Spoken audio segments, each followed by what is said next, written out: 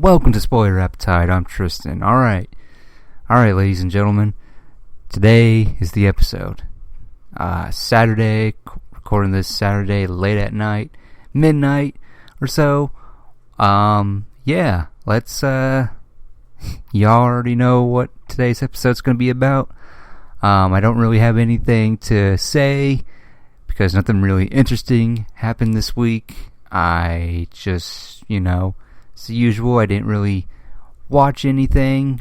Not anything interesting other than, Zack Snyder's Justice League. And yeah, let's talk about that. Now, so this is going to be so much fun. So I'm going to set the stage. Before I watched Zack Snyder's Justice League, So Zack Snyder's Justice League, it's Saturday, came out Thursday. I actually watched the Zack Snyder DC movie trilogy. And I haven't done it in a long time. I know I've said previous times on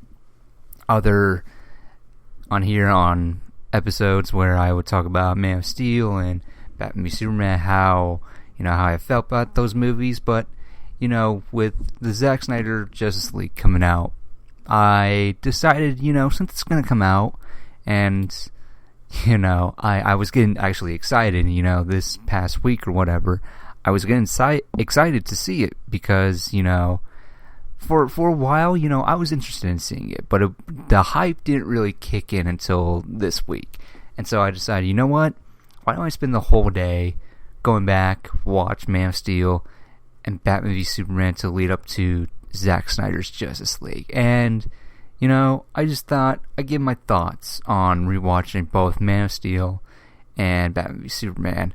So, Man of Steel, let's start with that. The very first Zack Snyder DC connected universe movie came out in 2013.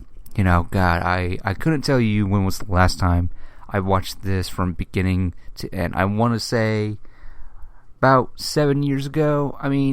Because I have it on DVD somewhere. So I would say I think about 7 years ago was the last time I watched Man of Steel. And so, how do I feel about Man of Steel watching it? Nearly a decade later. Honestly, dude, I still fucking love this movie a lot. I think the one thing that really stood out to me, that's not really a criticism or say so, but I would just say what really stood out more so is there's the destruction of Metropolis is a bit much. It's a bit over the top, but for what the movie is setting up or whatever, I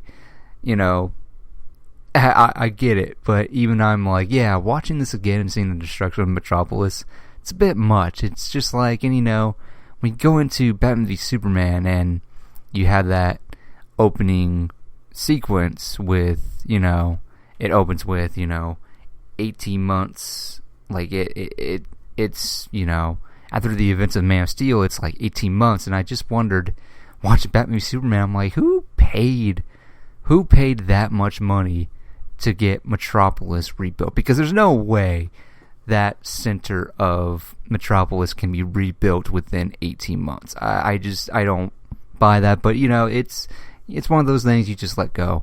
But anyways, Man of Steel, I truly love this, and I think more so than ever when I rewatch it, I just felt I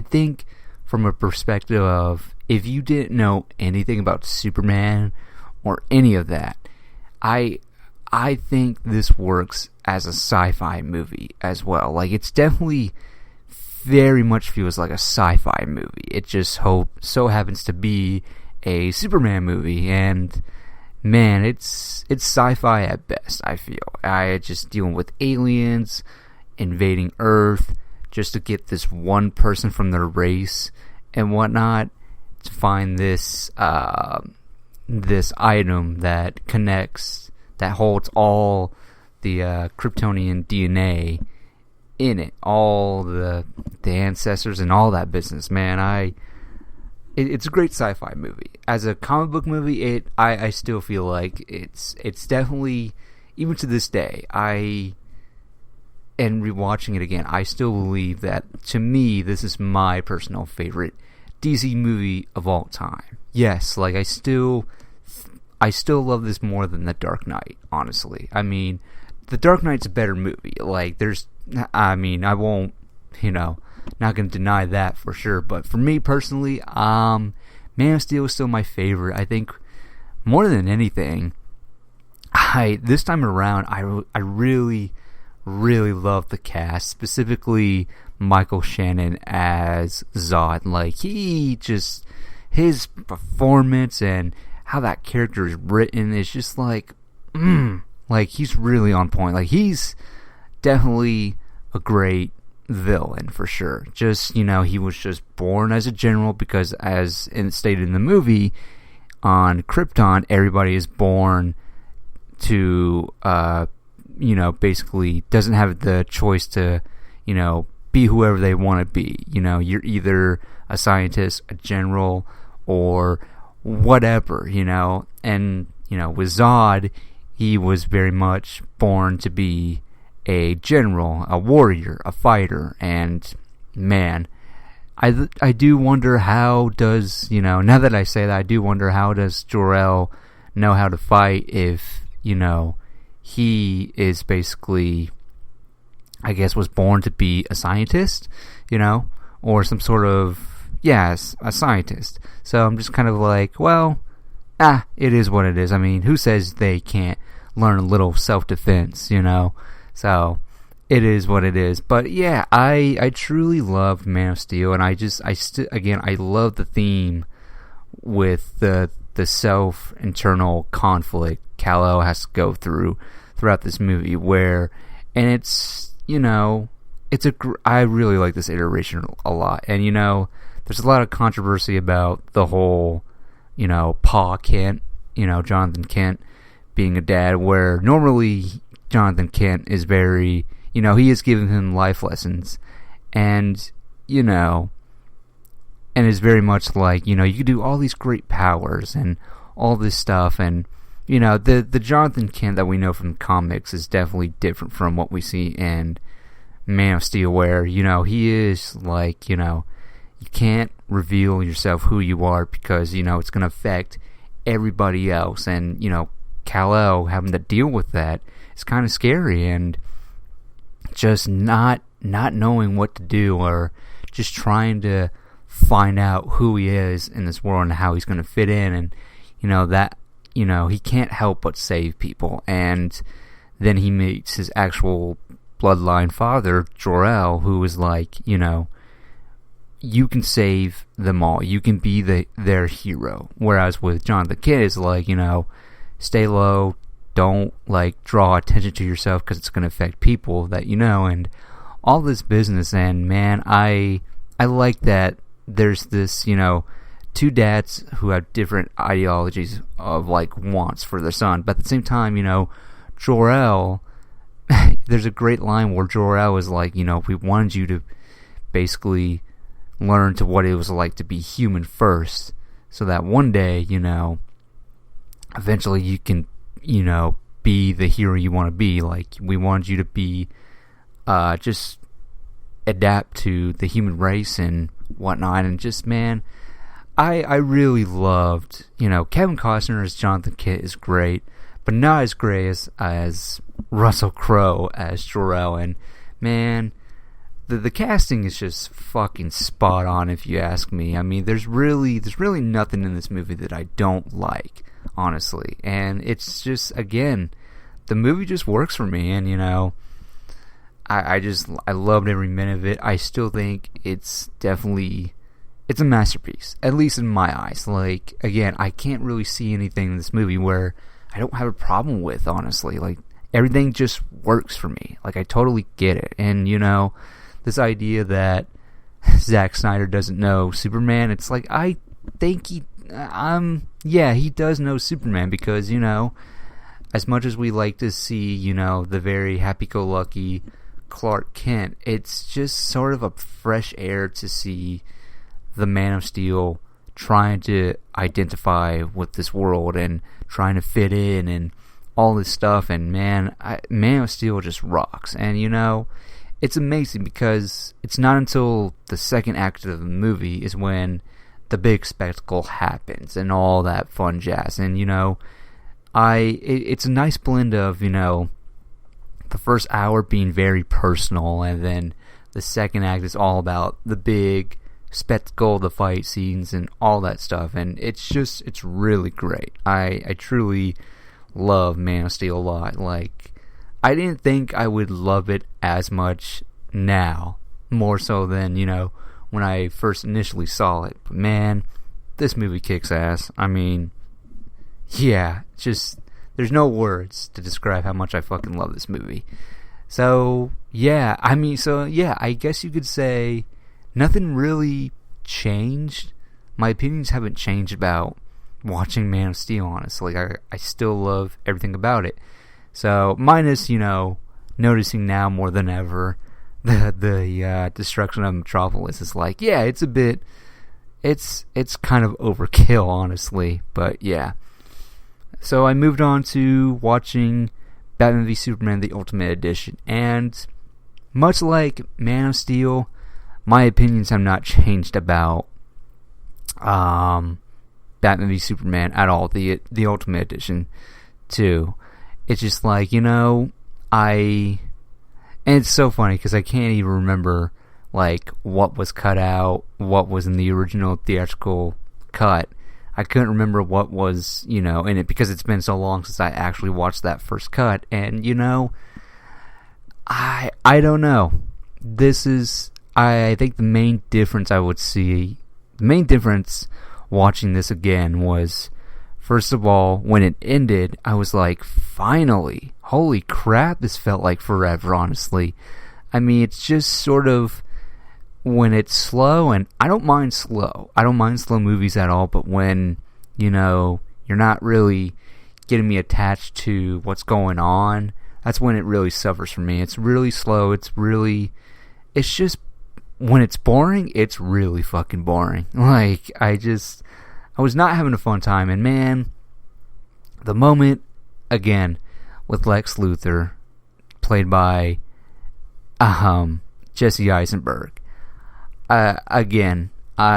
beforehand, before I rewatched it, I always said I couldn't tell why I didn't like Jesse Eisenberg as Lex Luthor. Like, I couldn't decide if it was Jesse Eisenberg's performance or if it was how Alexander Luthor was written or whatever.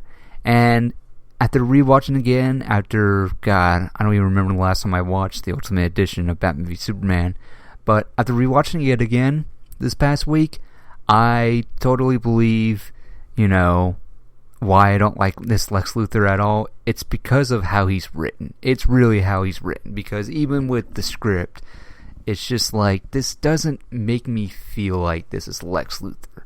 I mean, it just doesn't make me feel like this is Lex Luthor at all. I mean, he's just so cartoony, and it just feels like he's psychotic, and it's like, I don't know, it's so weird. He's very, maybe that's what they were going for, that he was very privileged, and even though he was abused by his dad, and again, it's just like him being obsessed. I think his motivation being, he just doesn't like gods, and he wants to show the world that that Superman is a false god or whatever. But at the same time, it's not really clear in this, even in the Ultimate Edition, it's not clear what Lex Luthor's motivation is. It's never really clear. It's like, why does he hate Superman? As a fan, I know why he hates him, but in the movie, it's like, they never really give a good reason why Lex Luthor hates Superman. Whereas with, going back to the opening sequence of Batman v Superman, we totally get why Batman hates Superman in this movie, because of the destruction of Metropolis, which includes the death of, Jack, I guess one of his business buddies or whatever, just, it just, yeah, I don't know. I don't understand what the motivation of Lex Luthor was in this movie at all. Plus, it's like, it is so bizarre that he pushes both. He wanted to push Batman to kill Superman as well. And it's like, then Superman has to kill, he forces Superman to go kill, Batman by, of course, taking Martha or whatever. And it's like, this character didn't even need to be here. Like, you could have totally written him out, and these, Superman and Batman were going to fight either way. It was a great build-up, but, adding Lex Luthor to this and, him just pushing both sides or whatever, and it's just like, they were eventually going to fight either. I mean, even Lex Luthor goes so much so that, he just lets Batman take the kryptonite or whatever, and it's like, it's just, was that his plan to initially let Batman take the kryptonite? I don't know. I mean, it would make sense because, Lex Luthor totally admits that, he knows Bruce Wayne is Batman, and it's like, so I guess he wanted the kryptonite to be stolen, and it's like, I don't understand what this Lex Luthor wants in this movie. He wants Batman and Superman dead. Also, it's like, okay, he builds Doomsday. He's learning all about the Kryptonian history and whatnot, and then we see him build Doomsday, which and that's another thing I wonder about. It's like, okay, so he forces Superman to go kill Batman, and let's just say he succeeds. He succeeds, and then he builds this monster to, I guess, take out, what's his name? Take out Superman? And then what? And then he just lets the Doomsday creature just wreak havoc around the world. So I guess, so that, Steppenwolf can come over and, I guess, find the boxes or whatever. But even then, I'm pretty sure they would have gotten rid of Lex Luthor, but I don't think Lex Luthor cares. So, I don't know. It's so bizarre, but the things I do love, I still have criticisms about it, even the Ultimate Edition. Like, I still didn't feel anything when Superman dies or whatever, because it's like, in a way, it's like, yeah, he's making a sacrifice, but at the same time, it's like, all we've seen him do is just sort of mope around and, still, like, again, I didn't mind that conflict of, him just trying to deal with everything that's going around in the world and whatnot. And it's so bizarre. I don't really know what to say, but it's, yeah, I don't know. But, yeah, so the death of Superman I didn't really care for as much. It is what it is. And of course my big gripe is the whole, the build up to the fight. It's basically Lex Luthor strong arming Superman to go fight Batman just because he has mother and all that business. And, hey, it leads to a great, awesome, kick-ass warehouse fight scene with Batman, but overall I was just like, I just wish they didn't do this at all. I wish, because again, rewatching again, it's like, Superman was going to take on, Batman, because Batman turns on his bat signal, and so, it was going to go that way. But of course, it all leads to, I imagine they had writer's block and they didn't know how to end the fight between Batman and Superman. And so, yeah, and this is what we get. And, the other thing that I don't like, more so than ever, is like the sequence with the nightmare sequence. I mean, again, and the whole Flash coming to Bruce or whatever. in another dream. It's like, could have gotten rid of that, because again, it's just, we get it. We get why Batman needs to fight Superman, even though the nightmare sequence, is possibly a new timeline. It's possibly a setup to what was bound to happen in future installments, but even that, it's just like, just get rid of it altogether. Like, it just doesn't need to be there. It's a cool sequence, but overall, it doesn't need to be there. Not even the slightest. But yeah, that's how I feel about it, honestly. But the things I do like, of course, it's a well-acted movie, even though, for what everyone's given, even Jesse Eisenberg, everybody's performance is good. I love the characterization of Batman, played by Ben Affleck. I still feel like, they do a good job at showing this imagery of this Batman has gone through some stuff, and he's not really right in the head and whatnot. So, and then Henry Cavill as Superman, he's still great, still trying to deal with, how to fit in this world, and, even after he saved the world, but but at what cost of the destruction of Metropolis. So there's that. And that's really all I can say. And Gal Gadot, it's interesting. Watching it again, it's like, had we not known Gal Gadot was playing Wonder Woman, it's kind of, I like this setup of, the character, this character we meet where, she basically steals something from Bruce Wayne and then gives it back, and it's just like, there's this mystery all around it, and then eventually it's revealed through that photo that Bruce Wayne sees that's Wonder Woman, and it's like, oh, what a reveal. Like, just that whole setup was pretty great. And so, yeah, it was really, really intriguing to see that, just looking at that from a different perspective.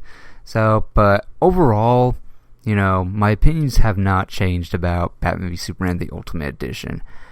I mean, other than, this time around, it really did feel like 3 hours, and, it's boring at times, and then there's stuff to love, especially with the cinematography, but overall, it's just sort of just a disappointment, and it's really one of those comic book movies that now, more so than ever, after rewatching it, I would not recommend it. I just wouldn't recommend it, because it's just, it's not all that engaging, it's just, it's not forgettable. It's not forgettable, it's just not as engaging as it is. So, I did that was 3 hours. So right now, after watching those two, it was like 5 hours, and yeah, it was about 5 hours. And then I went into watching Zack Snyder's Justice League on HBO Max. And now, personally, to set the record straight, I'll just take you back to the beginning. I was not one of those people who was campaigning for this at all, because for me, I personally liked the theatrical cut of Justice League, and so I wasn't really campaigning for it. And so when it was finally, they said, we're going to do it, thanks to the Snyder fans, and, putting up billboards and posters around, Times Square, and yeah, it's just this fan, like, this, just, yeah, the campaign. And it, with seeing all the concept arts Zach had shared, and certain stills, and all that stuff, and, they finally announced it, and we were getting it. And so, like I said, this past week, it wasn't until this week that I was finally excited to watch it and whatnot. I was still hesitant because of the fact that it's a 4-hour cut, and and I will say this. It's, so Zack Snyder's Justice League, it's enjoyable. I really liked it. I mean, obviously, I will take this cut over the theatrical cut. And what's even shocking is, what stands out is, like, everything that I liked in that theatrical cut was everything Zack Snyder did. And so, it was interesting. I mean, I always knew that this movie was going to be the basic same plot or whatever, with some new scenes and, like, the concepts are being put back into the movie. But it was just fascinating. Now, I'll get the criticisms, the things I didn't like about the movie in the first place, and spoilers for all of this. I'm just going to have to go into it, because I really can't talk about this without talking spoilers. First things first, I will say, while it didn't feel like 4 hours, this could have been cut down to, like, you could have shaved off 30 minutes of this movie. Honestly, you could have made this 30 minutes less, because to me personally, I felt like there are some scenes that just need to be trimmed up, and then there's just a few scenes that need to be cut out.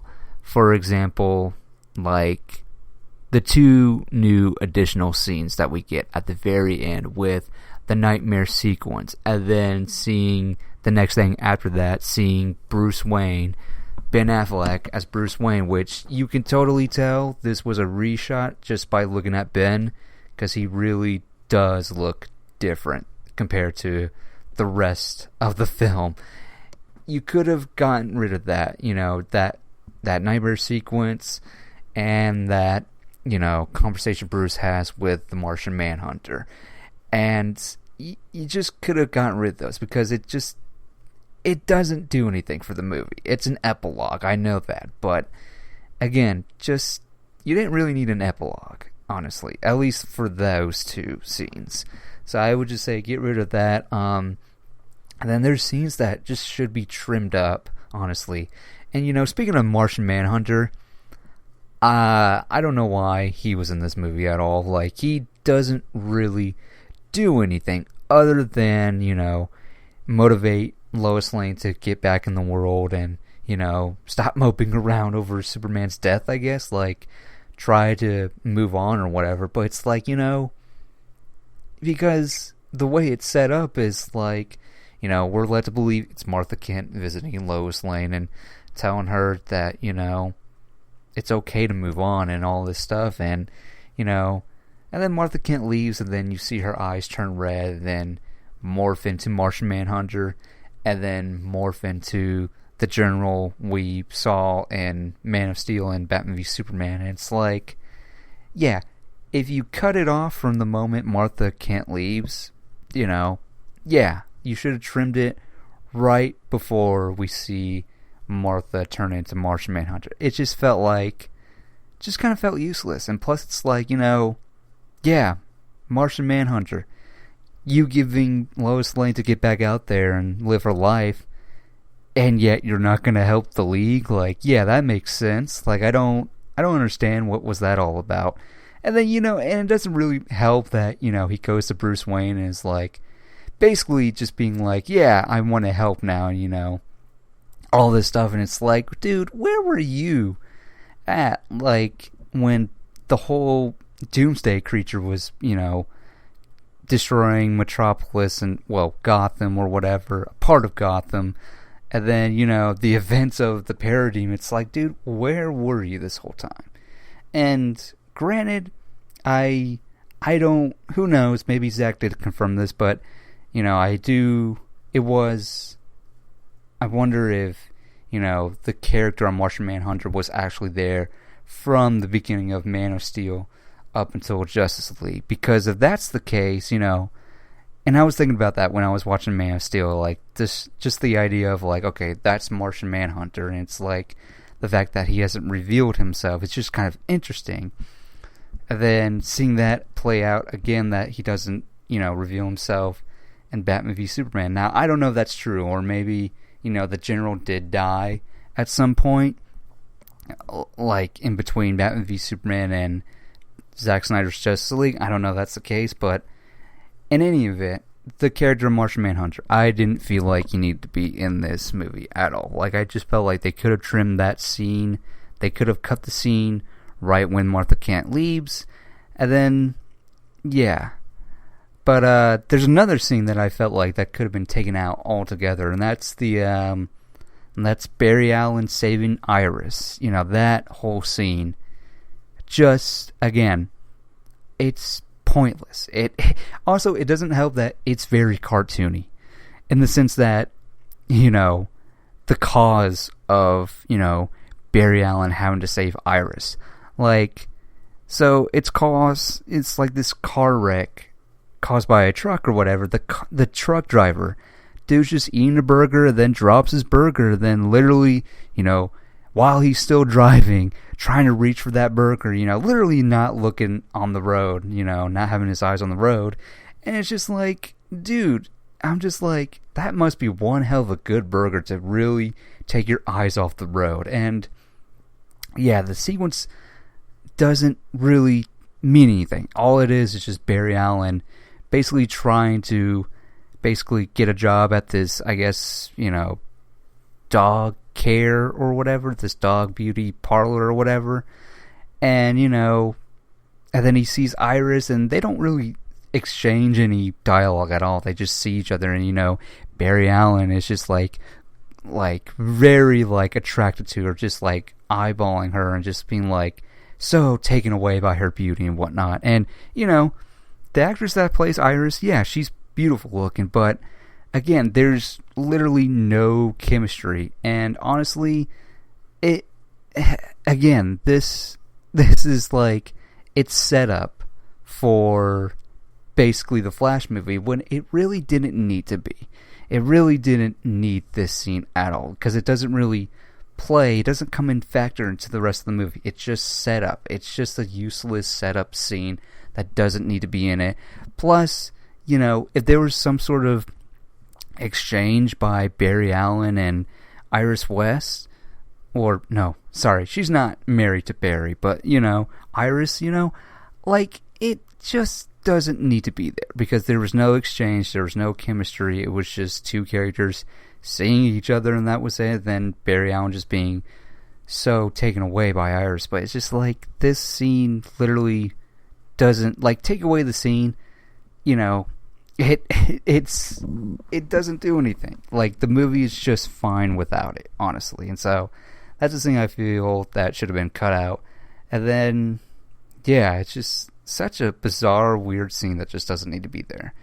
As far as trimming up scenes, I would say there's definitely some scenes that should be trimmed up. For example, when Wonder Woman's mother shoots the arrow, did we really have to see the arrow fly across the world to that, you know, iconic building or whatever? Did we need to see that? Could have trimmed that up. The slow motion fight sequences on Themyscira, it's like, can we hurry this up? There's no need for this. Another scene that can be trimmed up is, you know, the Batman and Aquaman, you know, Bruce Wayne is following Aquaman, where, you know, Aquaman's about to take off and whatnot. There's a moment in that scene, at the very end of that scene, these women start singing this song, and man, it just goes and goes, and I literally had to mute it, because I was like, oh my god, shut up already. So, you know, scenes like that should be trimmed up. But, yeah, and again, shave it down. So, those are really my criticisms about the Justice League. You know, it's definitely, like I said, it's enjoyable, but didn't need to be 4 hours, and just take out those scenes and trim up certain scenes, and, you know, it's still enjoyable. You know, if I were to rank it among the trilogy, I would say Man of Steel far, you know, just skyrocket, you know, just way above, you know, the Justice League and Batman v Superman. So yeah, so Man of Steel, Justice League, and then Batman v Superman is at the bottom for me. So yeah, so the things I liked, I think more than anything, what I was really surprised about this cut of the movie was exactly seeing, you know, things we didn't see beforehand. Like, just seeing, you know, characters fleshed out more. Specifically, of course, Cyborg, played by Ray Fisher, which he was really my favorite. Like, he really stood out to me in the theatrical cut. And seeing those scenes with his character being fleshed out and seeing him basically learning how he can hack things, and then, he helps a woman with, by putting in, what was it, $10 million in her bank account, or $10,000 in her bank account, and stuff like that was great. And then just seeing him how to work it all out and figuring out his powers, and yeah, it was a lot. It was a lot of stuff that they took out for Cyborg, and I was just like, yeah, they really did him wrong in that first cut. They really did him wrong. Yeah, so scenes playing out differently too. Like, there are certain scenes that play out differently. One of them being the whole when Superman returns. It's very much the same, where the other characters have to take on Superman because he's not all there and whatnot. He's just, his memories are not back. And the key difference is when Batman shows up. It was crazy, because if basically what happens, and you all know what I'm talking about, when he sees Batman, he goes to him and literally he uses his heat vision against him, and luckily Batman blocks it. He's like, Clark, stop, and then, tries it again and blocks it, and then, Lois Lane comes in. Now, Lois Lane at that time, basically after the talk from Martha Kent, basically tells her to get out, you just gotta start living life again. And, when Superman comes back, she's literally out in public, and she sees Clark above, just floating in the air, and that's how she comes to save Batman's and whatnot. And, whereas in the theatrical cut, Batman basically calls out for him to be like, hey, grab Lois before, just in case. So, it's a very big difference. And then also, the biggest difference, at least to me, in the movie, is the third act.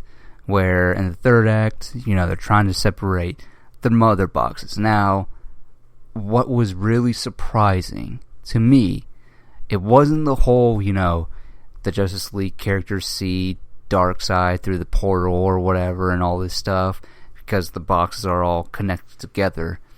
It's not that. It's the fact that Barry Allen is like the most important character in that whole separating the three boxes, because what he's doing on the outside is doing a circle, trying to connect some sort of kinetic energy to be able to get the boxes, to touch the boxes for them to separate, and that way, Darkseid can't, basically take over the world and whatnot. And it was just insane, and I love the moment. I think my favorite in that sequence is when Barry's running, and Victor's like, alright, you ready and whatnot, and all this business, and Barry's running, he's like, I can't hold it, Victor, are you ready, and whatever.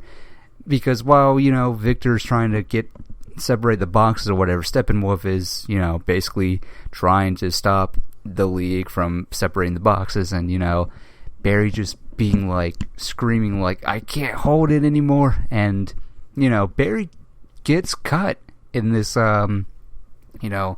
he gets a very gash through his side or whatever, and yeah, it's crazy. Then what happens is the mother boxes basically, I guess, explode and evaporates everybody, including Superman.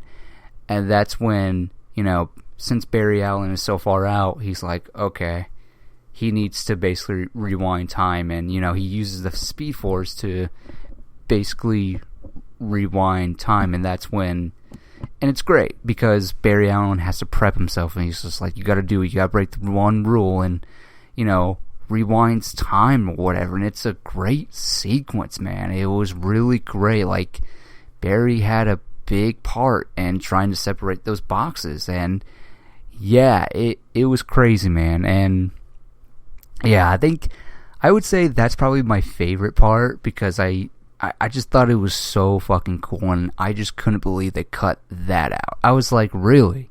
Y'all cut that out? That's pretty awesome. Like, that is really cool, and just seeing the power of Barry Allen using the Speed Force was just really cool. What else did I like? I of course, I loved seeing me some Darkseid. I really did. I really loved seeing Darkseid. I also love that they gave more characters to Steppenwolf. Not a whole lot, but just the idea of Steppenwolf trying to earn his trust back from Darkseid or whatever. I thought that was really cool. The design of Darkseid is just like, yeah, it's pretty cool. I like this design more than the last one. I mean, the CGI is a CGI. I'm not going to critique the CGI, because it's like, it's CGI. CGI to me is a tool. And, however you use that tool, fine, so be it. I'm not going to really comment on the visuals or whatever. It's like, because it'd be too easy to comment on the visuals or whatever. But yeah, I love seeing Darkseid. Darkseid looked really fucking awesome, honestly. And yeah, there's just a lot in here that's just really great. I mean, again, the Cyborg character, giving him more, and what was cut out was just so fucking crazy to me. I just couldn't believe what they cut out, and it was just like, Cyborg's the actual character, and he is the heart of the movie, honestly. Like, there's no doubt about it. He is the heart of the movie, and he's definitely great in it. And seeing Henry Cavill as Superman, I just, again, without the whole weird CGI mustache thing or whatever, yeah, man, I got giddy seeing him. And I specifically when all of Clark Kent's memories come back, that whole sequence on the farm was just great. And then, him, Clark, hugging both Lois and Martha was just like, oh my god, this is great. I really did enjoy this a lot. I mean, I was so afraid that I was not gonna like this movie at all. I was so afraid. Like, I wanted to, I wanted it to be a win, and for me, it was. Like, I was so like, look, Batman v Superman, even now, it's a disappointment. Like, I still feel like, what a letdown. But with Justice League, I was like, man, I'm so glad. Granted, it's not on the same level as Man of Steel for me, but I'm like, man, I really enjoy that. Minus, my few criticisms here and there, but I really enjoyed it. I think, would I recommend this movie? I think why not? I think it's a fun time, and it's a lot more lighthearted. I know this movie is rated R, but it's like, okay, yeah, we see Steppenwolf cut Amazons in half and all this stuff, and we see a lot of blood and all this stuff, but it's like, I didn't understand why it was rated R, first of all. Like, I didn't, it's just like, this didn't really need to be rated R. Like, I mean, hey, if you want to add guts and stuff or blood or whatever, fine, be my guest. But overall, I was just like, it didn't really need to be rated R. But because there's so much blood flying around and all this stuff, and people being cut in half and showing the blood or whatever, it's like, okay, fine, whatever. But I was just like, yeah. It really doesn't feel like a rated R movie, honestly, when you really watch it all. It does not feel like it at all. And, yeah, I'm happy for Zack. I'm happy that he got to do this, and, for what it was worth, it's enjoyable. I really do believe it's enjoyable. It's a fun time. I would definitely recommend this cut more so than the theatrical cut. It's just...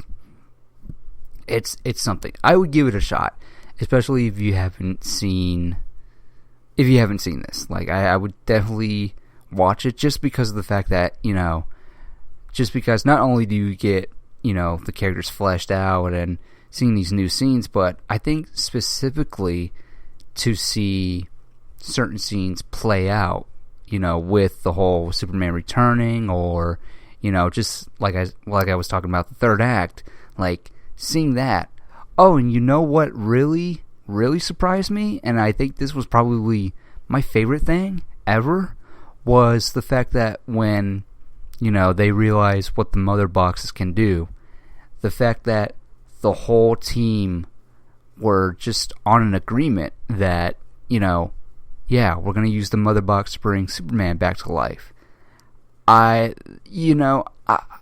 me, when the first cut happened, something about that scene in the first cut of Justice League just didn't sit right with me, because they really did make Batman a dick about it, where he was just he was so overly confident and was just like, no, we're going to do this, it's happened, it's like, it's science and blah blah blah. It just kind of made him very arrogant and very much a dick, and